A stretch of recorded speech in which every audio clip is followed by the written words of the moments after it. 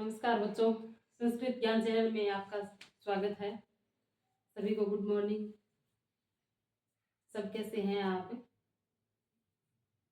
हम पहले स्वरों के यानी वर्ण विचार कर रहे थे। वर्ण विचार की हमारी एक क्लास हो चुकी है और अब हमारी दूसरी क्लास होगी वर्ण विचार की। जो स्वरों का वर्गीकरण हम पढ़ चुके हैं, अब हमारी रहेगी व्यंजन का वर्गीकरण। तो व्यंजनों का वर्गीकरण दो प्रकार से किया जा सकता है। दो प्रकार कौन कौन से है? तो उच्चारण स्थान के आधार पर,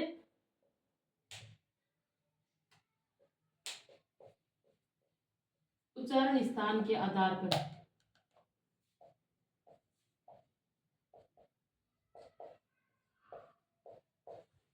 और एक प्रकार है हमारा प्रयत्न के आधार पर। प्रयत्न के आधार पर पहले हम उच्चारण स्थान के आधार पर पढ़ेंगे। उच्चारण स्थान के आधार पर वर्गों को यानी व्यंजन वर्णों को कितने भागों में बांटा गया है? तो उच्चारण स्थान के आधार पर देखेंगे कि कंठे वर्ण,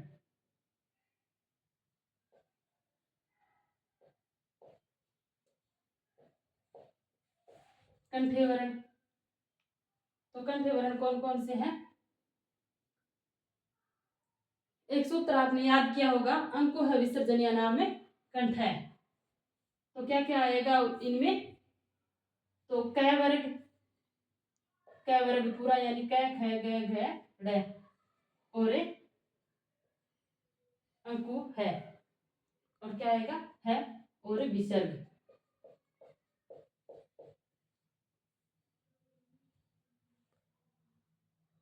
उसके बाद आता है तालव्य वर्ण।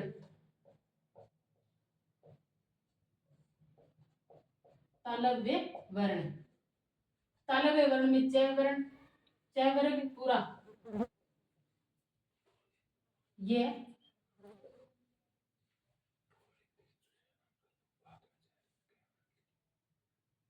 तालव्य वर्ण आएगा जिसमें च वर्ग और ये वर्ण आ रहे हैं। फिर आएगा मूर्धन्य वर्ण।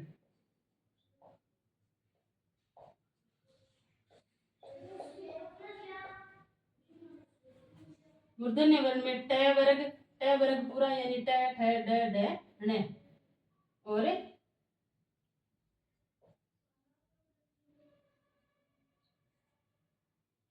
ये स और र। इसमें तालव्य स में ये स आएगा। फिर अगला है दंत्य वर्ण। तो दंत्य वर्ण में कौन कौन सा आएगा? पूरा त वर्ग और ये दंत्य स। फिर आएगा ओष्ठ्य वर्ण। ओष्ठ्य वर्ण, ओष्ठ्य वर्ण में आएगा प वर्ग,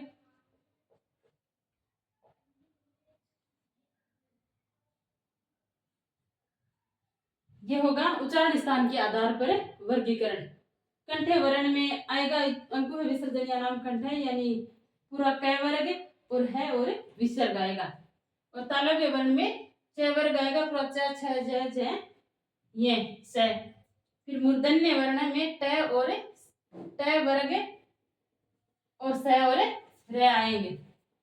दंत्य वर्ण में त वर्ग ल और स आएंगे, और ओष्ठ्य वर्ण में प और प वर्ग आएगा। तो ये हो गया हमारे उच्चारण स्थान के आधार पर वर्गीकरण।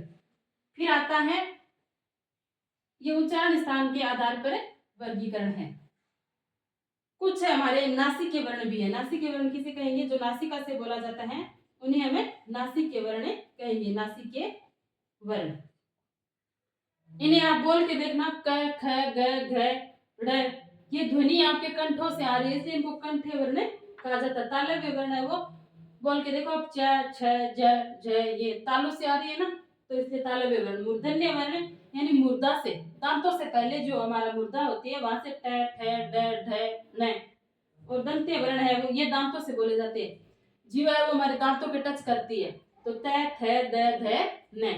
और ओष्ठ्य वर्ण है वो, हमारे दोनों होठ है वो बंद होते हैं जब हम इनको ओष्ठ्य वर्णों का उच्चारण करते हैं, प फ ब भ मैं। तो इस प्रकार ये हो गए। और नासिक के वर्ण है जिनको हमें नासिका की सहायता से बोलते हैं। तो इन वर्गों के जो पांचवें वर्ण है, जैसे पहले वर्ग का क वर्ग का पांचवा वर्ण हो गया ड, फिर च वर्ग का पांचवा वर्ण ण हो गया, और च यानी ट वर्ग का पांचवा वर्ण न हो गया, त वर्ग का पांचवा वर्ण कौन सा हो गया, न हो गया, और फिर यानी च वर्ग का बच गया, च वर्ग का पांचवा वर्ण ञ हो गया, और प वर्ग का पांचवा वर्ण मैं हो गया। ये जो पांचों वर्ण है वो नासिका की सहायता से बोला जाता है, इसलिए इनको नासिक के वर्ण कहा जाता है। इनको नासिक के वर्ण कहा गया। फिर हम पढ़ेंगे प्रयत्न के आधार पर वर्गीकरण। ये जो 25 व्यंजन है, इन 25 व्यंजनों को स्पर्श व्यंजन भी कह देते हैं, क्योंकि इनको हम जब बोलते हैं तो हमारी जीवा है वो विभिन्न उच्चारण स्थानों को टच करती है, यानी कंठ को टच करती है, तालु को करती है, मूर्धा को करती है, दंत को करती है, ओष्ठ को करती है। इसलिए जब जीवा हमारी स्पर्श करती है इन वर्णों को बोलते समय, तो इनको स्पर्श व्यंजन भी कह दिया जाता है। तो नासिक के वर्ण में ये हो गए पांचवें वर्गों के पांचवें वर्ण। आगे हम पढ़ेंगे प्रयत्न के आधार पर वर्गीकरण। आपसे पूछ लिया जाता है कभी कि जय का उच्चारण स्थान क्या है, तो आप क्या करोगे, इचु ऐसा नाम तालु, यानी तालु करोगे आप। रे का पूछ ले या तय का पूछ ले, तब आप क्या करोगे, मूर्धा। फिर हम पढ़ेंगे प्रयत्न के आधार पर वर्गीकरण।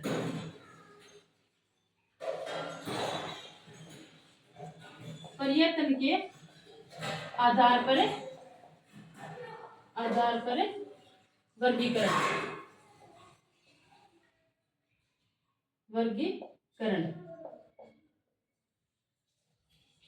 प्रयत्न के आधार पर वर्गीकरण दो प्रकार से किया जाता है। दो प्रकार है, एक तो आभ्यंतर प्रयत्न और एक बाह्य प्रयत्न। तो अब हम पहले देखते हैं आभ्यंतर प्रयत्न। आभ्यंतर प्रयत्न,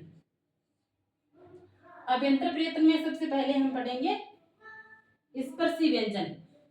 सबसे पहले क्या आएंगे, स्पर्शी व्यंजन। स्पर्शी व्यंजन कौन कौन से हैं, तो स्पर्शी व्यंजन होंगे जो हमारे वर्ग थे, क च ट त प क, च त त और प। इनके चार वर्ण, शुरू के पांचवें वर्ण को छोड़ करके जो चारों वर्ण है ना, इनके चारों वर्ण यानी कौन कौन से हो गए, क वर्ग में हो गए क, ख, ग, घ और ड को छोड़ देंगे। फिर च, छ, ज और झ, फिर ट, ठ, ड और ढ। त में पढ़ेंगे त, थ, द, ध, प, फ, ब और भ। ये जो 16 वर्ण है, ये 16 वर्ण क्या है, स्पर्शी व्यंजन। अभ्यंतर प्रयत्न का पहला हमारा विभाजन है स्पर्शी व्यंजन। स्पर्शी व्यंजन में ये जो पांचों वर्ग है क च ट त प, इनके चारों वर्ण आएंगे। फिर हम अगला है स्पर्श संघर्षी। दूसरा देखो स्पर्श संघर्षी।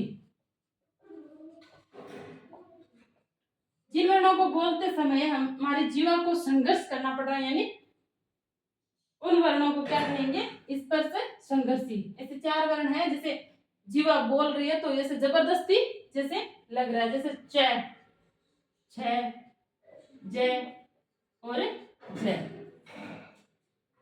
ये चारों वर्ण क्या है, स्पर्श संघर्षी। इनको जीवा को इन वर्णों को बोलते समय संघर्ष करना पड़ रहा है, तो इन्हें कहेंगे स्पर्श संघर्षी। च, छ, ज, झ। ये स्पर्श तो है ही, लेकिन स्पर्श संघर्षी भी है। अगला कौन सा है, नासिक के व्यंजन।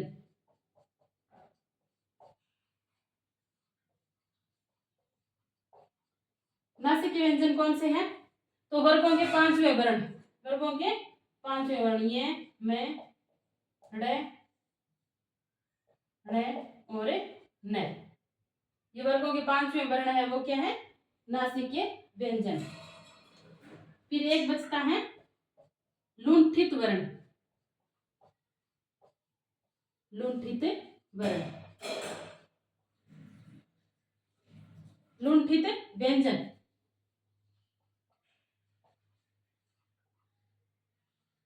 लुंठित व्यंजन कौन सा है?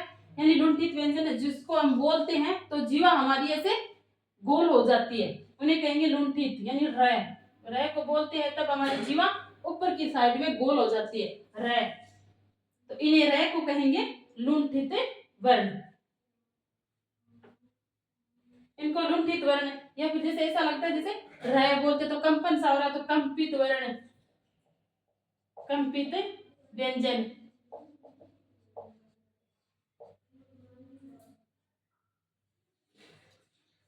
इस प्रकार लुंठित व्यंजन हमारा हो गया र।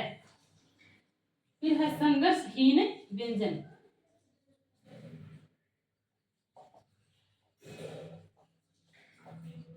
संघर्षहीन व्यंजन। संघर्षहीन व्यंजन में क्या आते हैं? ये और व, जिनको हम क्या कह सकते हैं? ये और व आ रहे हैं, जिनको हम अर्ध स्वर भी कहते हैं, अर्ध स्वर।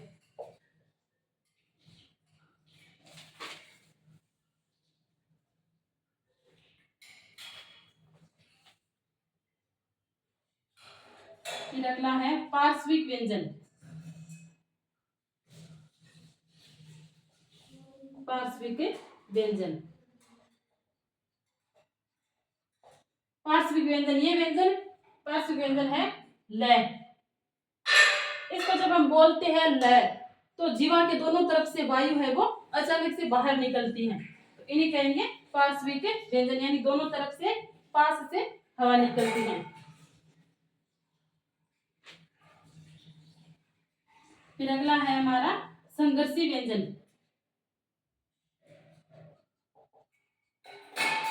संघर्षी व्यंजन,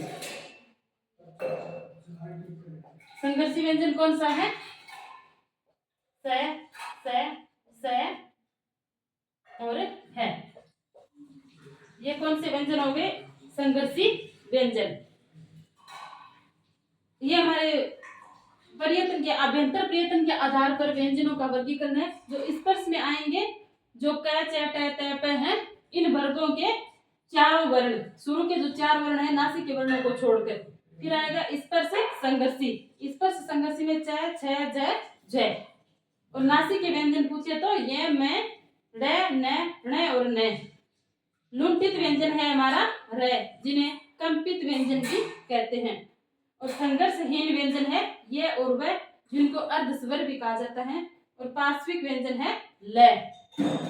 और संघर्षी व्यंजन है स है। अब हम पढ़ेंगे बाह्य प्रयत्न।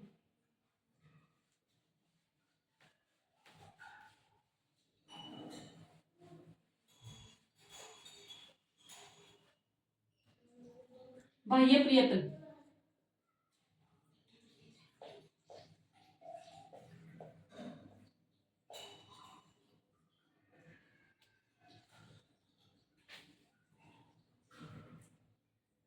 बाह्य प्रयत्न भी दो प्रकार के, एक तो श्वास या वायु के आधार पर, श्वास या वायु के आधार पर, वायु के आधार पर। तो श्वास और वायु के आधार पर दो प्रकार के हैं, अल्प प्राण और महाप्राण। तो देखिए यहाँ पे अल्प प्राण और महाप्राण।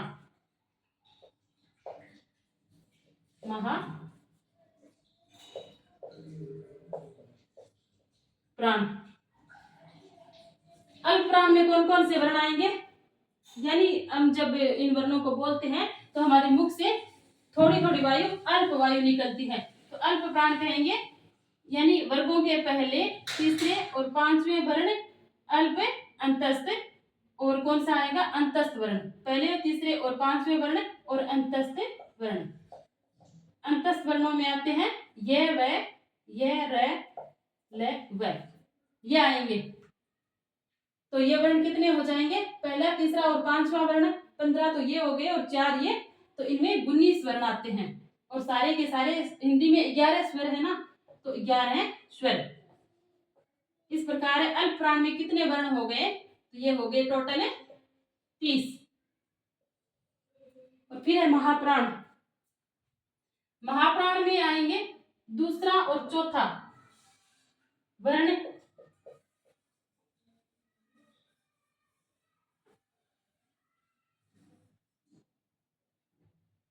और स है, स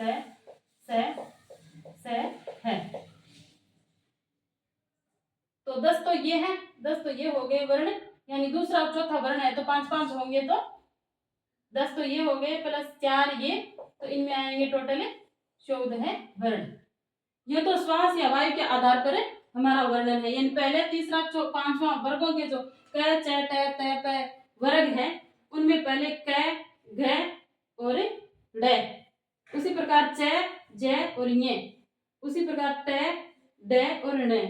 इस तरह से ये वर्गों के पहले, तीसरे और पांचवें वर्ण आएंगे। आप याद रखना कि बाह्य प्रयत्न में श्वास या वायु के आधार पर जो अल्प प्राण है, अल्प प्राण में तो आपके विषम वर्ण आएंगे और महाप्राण में सम वर्ण आएंगे। अल्प प्राण में विषम वर्ण यानी विषम वर्ण, वर्गों के विषम वर्ण, और इनमें आएंगे सम वर्ण, सम वर्ण, यानी दूसरा और चौथा वर्ण और स है। और इसमें टोटल वर्ण होंगे 14 और इसमें होंगे 19, यानी सारे स्वर भी है ना, तो इसलिए इसमें हो गए 30। और अब हम पढ़ेंगे बाह्य प्रयत्नों में नाद के आधार पर या आवाज के आधार पर, यानी नाद या आवाज के आधार पर, आवाज के आधार पर।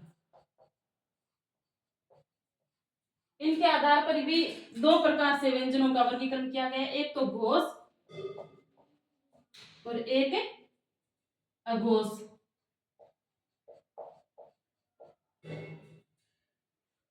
एक तो घोषणा के साथ और एक बिना घोषणा के, बिना आवाज के, और एक आवाज के साथ। घोष कह दो या सघोष कह दो,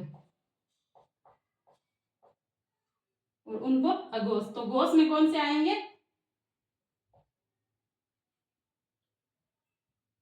घोष में आएंगे वो वर्गों के तीसरे, चौथे और पांचवें वर्ण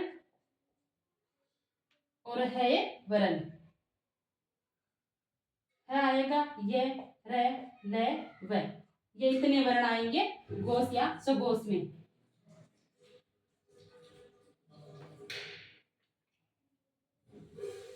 और अघोष में वर्गों के पहले, दूसरे वर्ण और स है।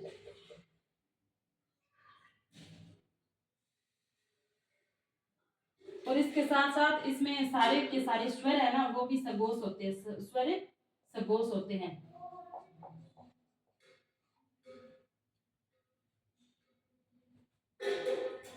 यानी घोषणा, आप याद रखना, घोषणा, घोष में घोषणाएं करते हैं। हमारे वर्ष में 365 दिन होते हैं, जिसमें से 345 दिन क्या होती है, घोषणाएं होती है। और साथ में हो हल्ला भी होता है, तो है यह र ल व, ये आएंगे। और सारे के सारे स्वर है वो भी सघोष है। और अघोष में वर्गों के पहले, दूसरे वर्ण, वर्गों के वर्ग आप समझ रहे हो, जो क च ट त प हैं, उनके सारे पांचों वर्ण है, उनमें से पहला और दूसरा वर्ण और स है। इस प्रकार हमारा बाह्य प्रयत्न के आधार पर वर्ण है, एक तो श्वास के आधार पर और एक है नाद या आवाज के आधार पर। तो श्वास के आधार पर है, उसमें अल्प प्राण और महाप्राण है। अल्प प्राण में जो विषम वर्ण है वर्गों के पहले, तीसरे और पांचवें, और महाप्राण में दूसरे और चौथे वर्ण आएंगे। और इसको आप नाद या आवाज के आधार पर, यानी घोष वर्णों में कौन कौन से वर्ण आएंगे, घोषणाएं तो बड़ी बड़ी होती है, तो तीसरे, चौथे और पांचवें वर्ण और है ये, र ल व, और साथ में सभी के सभी जो स्वर है वो सघोष माने गए हैं। और अघोष में यानी इसमें आवाज नहीं होगी, तो इसमें पहला और दूसरा वर्ण, और साथ में हम शोर नहीं करने देंगे किसी को, तो स है।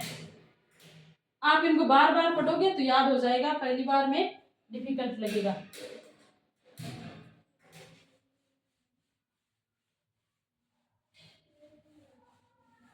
ये थे हमारे बाह्य प्रयत्न के आधार पर वर्गीकरण।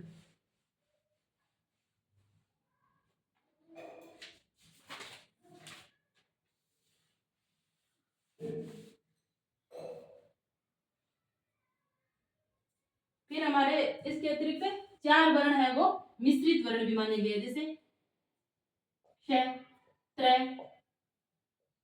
गे और श्र।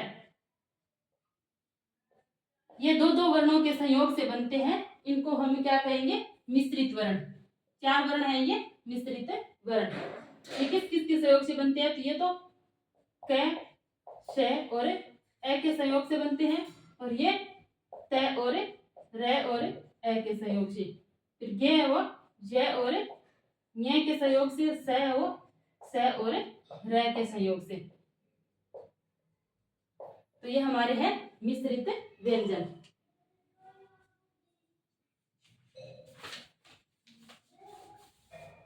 फिर कैसे क्वेश्चन पूछ लिए जाते हैं?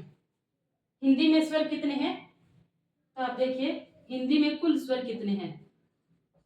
अब हमारे स्वरों का और व्यंजनों का वर्गीकरण है वो समाप्त होता है। मैं आपको बताती हूँ कि कैसे कैसे क्वेश्चन बनते हैं।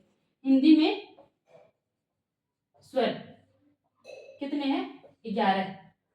हिंदी में आप स्वर पूछे तो केवल 11 ही बताने हैं। और व्यंजन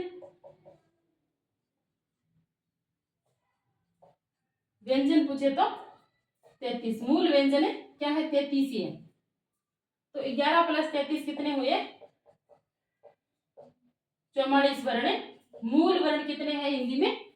44।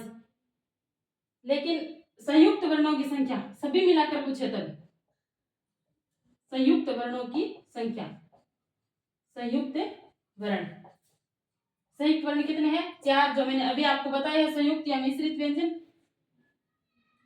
ये 4 हैं। और उत्क्षिप्त व्यंजनों की संख्या,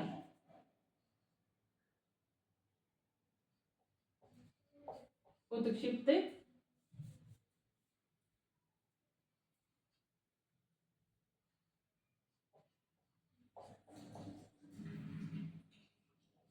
व्यंजन, यानी ऐसा लगता है इन व्यंजनों को बोलते हुए जैसे फेंक रहे हैं।